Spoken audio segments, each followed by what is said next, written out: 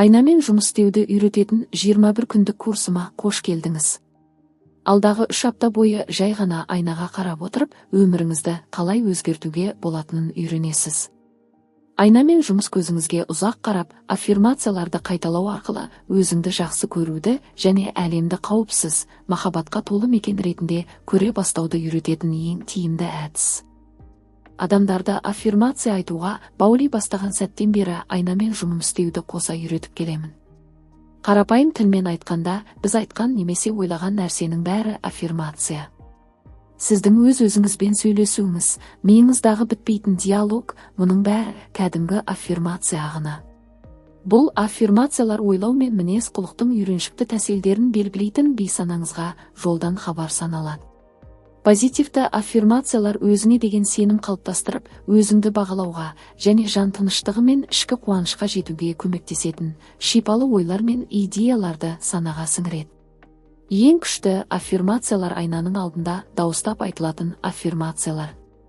Айна сіздің өзіңізге деген қарым-қатынасыңызды, сезімдеріңізді көрсетеді. Ол сізге қай жерде өз-өзіңізге қарсылық көрсетіп жатқаныңызды, ал қай мәселеде ашық және жатық екеніңізді бірден білуге мүмкіндік береді. Бақытты, толыққанды өмір сүргіңіз келсе, қандай ойларды өзгерту керек екенін анық көрсетеді.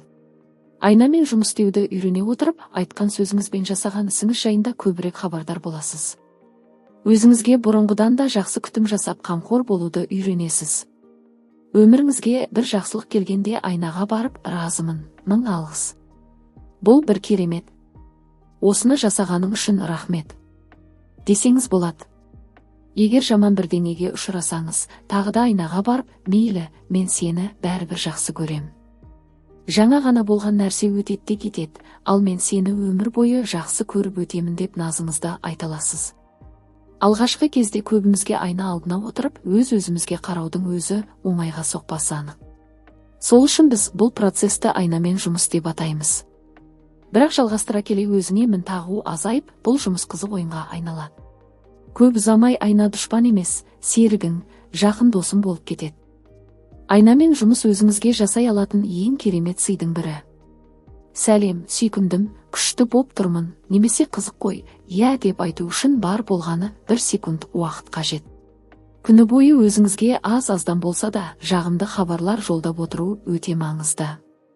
Өзіңізді мақтау, қолпаштау және қиын кезеңді қолдау көрсету үшін айнаны неғұрлым көп пайдалансаңыз, өзіңізбен қарым-қатынасыңыз соғұрлым терең және жайлы болады. Бәлкім бұл бағдарлама неге 21 күнге арналған деп ойлайтын шығарсыз. 3 аптада өміріңді толығымен өзгерту мүмкін бе деген сұрақ туындауы да заңдылық. Иә, толығымен өзгерту мүмкін емес шығар, бірақ өзгеріс дәнін еге аласыз. Айнамен жұмысты жалғастыра берсеңіз, бұл дән қуанышқа толы бақытты өмірдің есігін ашатын жаңа, салауатты әдеттерге айналады. Ендеше бастайық. 1 күн. Өзіңді жақсы көру. Өзіңді жақсы көру өте маңызды. Айнамен жұмыс өміріңіздегі ең қажетті қарым-қатынасты құруға көмектеседі. Бұл өзіңізбен арадағы байланыс. Айнамен жұмыс деп бастағанда, оңай ғой, оның несін үйренемін деп немесе мұны тіпті ақымақтық деп ойлауыңыз мүмкін. Мен сізге алдағы 21 күнде істеп көр деп ұсынған нәрселердің көбі бастапқыда ешқандай өзгеріс әкелмейтіндей тым қарабайыр болып көрінуі де ғажап емес. Бірақ мен ең маңызды дүниелер сол қарапайым әрекеттерден басталатынын білемін. Ойыңыздағы бір кішкентай құбылу өміріңізге үлкен өзгеріс әкелетіні анық. Біз күн сайын әртүрлі тақырыпты қозғаймыз. Мен сол тақырып аясында өз ойларыммен бөлісемін. Содан кейін сізге айнамен жұмыс істеу жаттығуын беремін. Ал сіз өз кезегіңізде сол жаттығуды күні бойы қайталауыңыз керек. Жаттығуды таңертең жуынатын бөлмедегі айна алдында бастасаңыз болады. Содан кейін күні бойы айнаның жанынан өткен сайын немесе әйнектен сұлбаңыз көрінгенде қайталай беріңіз. Сондай қалтаңызға қолайна салып жүріңіз. Арасында бір сәт уақыт табыла қалса, айнамен жұмыс істей аласыз. Жалпы айнамен жұмыс істеп бастағанда күнделік жүргізген жөн. Ойларыңыз бен сезімдеріңізді жазып отырыңыз, сонда өзіңіздің қаншалықты ілгерілеп, өзгеріп жатқаныңызды көре аласыз. Мен сізге күн сайын жазбаша жаттығулар беремін, онда ойларыңызды жазып бастауға көмектесетін бірнеше сұрақ болады. Мен әрқайсымыздың ішімізде бір құдіреттің барына сенемін. Ол бізді сүйетін және қолдайтын. Бар салада гүлденіп әкелетін әмбебап күшпен тығыз байланысты. Күнделік жүргізу сізге осы күшпен байланыс орнатуға көмектеседі. Сіз өсуге және өзгеруге қажет бүкіл нәрсе өз бойыңызда бар екеніне көз жеткізесіз.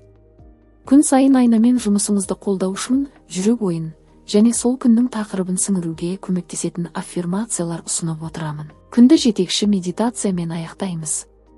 Ұйықтар алдында тыныш жерде отырып, осы идеялар өміріңізді қалай жеңілдететінін және қаншалықты жақсартатынын ойлап көріңіз. Кітаптағы медитацияны оқысаңыз болады, немесе бейімделген аудио нұсқасын тыңдай аласыз. Бірінші күнге арналған айна жаттығуы. Бірінші. Жуынатын бөлмедегі айнаның қарсы алдына тұрыңыз не отырыңыз. Екінші. Көзіңізге қараңыз. Үшінші. Терең дем алып, мына аффирмацияны айтыңыз. Мен сені жақсы көргім келеді. Сені шын жақсы көріп үйренгім келеді. Осы мақсатымызға бірге жетейік және шынымен көңіл көтерейік.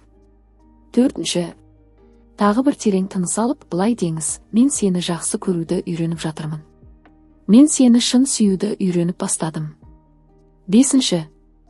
Бұл бірінші жаттығу. Түсінем, аздап қиын болуы мүмкін, бірақ ортасынан үзіп тастап кетпеңіз. Терең тыныс алуды жалғастырыңыз.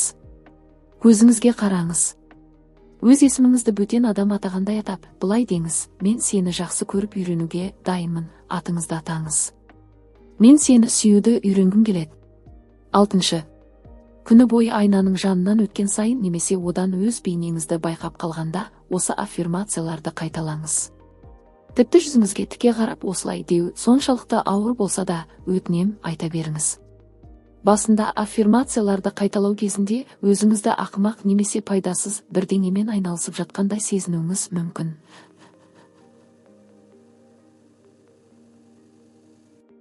Тіпті ашуланып көзіңізге жас келуі де ғажап емес. Бәрі дұрыс, шын мәнінде бұл қалыпты жағдай. Бірақ сіз жалғыз емессіз. Мен сізбен біргемін, ұмытпаңыз. Мен де осының бәрінен өттім. Ал ертең жаңа күн басталады. Ғаламат күшіңізде бірінші күнге арналған күнделік сұрақтары. Бірінші. Таңертең айнамен жұмысты аяқтағаннан кейін не сезіндіңіз және бойыңыздан не байқадыңыз, соның бәрін жазыңыз. Ашуландыңыз ба, реніш пайда болды ма, әлде өзіңізді ақымақ сезіндіңіз бе? Екінші. Таңертең айна жұмысын аяқтағаннан кейін арада 6 сағат өткенде сезімдеріңізбен не байқағаныңызды қайта жазыңыз. Айнамен жұмысты немқұрайды жалғастыра отырып, өзіңізге айтқан сөздерге сене бастадыңыз ба? Үшінші. Күні бойы мінез құлқыңыздағы кез келген өзгерісті бақылаңыз. Сеніміңізге селкеу түсті ме, әлде беки түсті ме? Жаттығу жеңілдеді ме, әлде арада біраз уақыт өтсе де әлі қиын болып көріне ме? Төртінші. Түнде ұйықтар алдында бүгінгі айнамен жұмыстан не үйрендіңіз, қандай қорытынды шығардыңыз? Сол жайында жазуды ұмытпаңыз. Бірінші күнгі жүректегі ойлар. Мен ашықпын және өмір сыйын қуана қабылдаймын. Иә, біз өмірімізді жақсы жаққа өзгерту үшін айнамен жұмыс істейміз. Бірақ ішімізде соған лайық екенімізге сенбейтін бір кішкентай күмән болса, айнаға қарап айтқан сөздерімізге өзге түгілі өзіміз сенбейміз. Сосын түбі айнамен жұмыс істегеннен ешқандай пайда жоқ деген ойға келіп тірелеміз. Шындығында айнамен жұмыс істегеннен түк шықпайды деген тұжырымның айна жұмысының өзіне немесе біз айтатын аффирмацияларға еш қатысы жоқ. Мәселе мынада, біз өмір сыйлаған бүкіл игілік пен жақсылыққа өзіміздің лайық екенімізге сенбейміз. Егер сізде солай ойлайтын болсаңыз, мына аффирмация ойыңызда жүрсін. Мен ашықпын және өмір сыйын қуана қабылдаймын. Бірінші күннің медитациясы. Өзіңді сүю. Әрқайсымыз өзімізді бұрынғыдан қаттырақ жақсы көре аламыз. Әрқайсымыз махаббатқа лайықпыз. Біз жақсы өмір сүруге, деніміз сау тіршілік кешіп, біреуді сүйіп, біреудің сүйіктісі болып, өсіп өнуге лайықпыз. Әрқайсымыздың ішіміздегі кішкентай сәби керемет тұлға болып ержетуге лайық. Сондықтан өзіңізді жан-жақтан махаббатпен қоршап алғаныңызға көз жеткізіңіз. Өзіңізді бақытты, дені сау және бір тұтас тұлға ретінде көріңіз. Бүкіл егжей-тегжей қамти отырып, өзіңіз қалаған өмірді көз алдыңыздан өткізіңіз. Соған лайық екеніңіз есіңізде болсын. Содан кейін жүрегіңіздегі сүйіспеншіліктің тұла бойыңызға таралып, махаббатпен толтырғанын сезініңіз және оны өз еркіне босатып жіберіңіз. Екі жағыңызда сіз жақсы көретін адамдар отыр деп елестетіңіз. Сол жағыңыздағыларға өзіңіздегі махаббатты және оларға жұбаныш беретін ойларды жолдаңыз. Оларға мейірім мен демеу беріп жақсылық тілеңіз. Жүрегіңізден шыққан махаббатты оң жағыңыздағы адамдарға қарай бағыттаңыз. Оларға дәтке қуат болатын күш, сүйіспеншілік, тыныштық пен жылулық сыйлаңыз. Сіз үлкен махаббат шеңберінде отырғанда, сіздің ыстық мейіріміз бөлмені айналып ұшып жүрсін. Сіз берген махаббат өзіңізге қайта оралған кезде еселеп көбейетінін сезініңіз. Махаббат ең күшті дауа, барлығын емдейтін күш. Сіз ішіңіздегі бұл махаббатты әлемге шығарып, оны кез келген адаммен үнсіз бөлісе аласыз. Өзіңізді сүйіңіз. Бір-біріңізді сүйіңіздер. Ғаламшарды сүйіңіз және бәріміздің бір екенімізді ұмытпаңыз.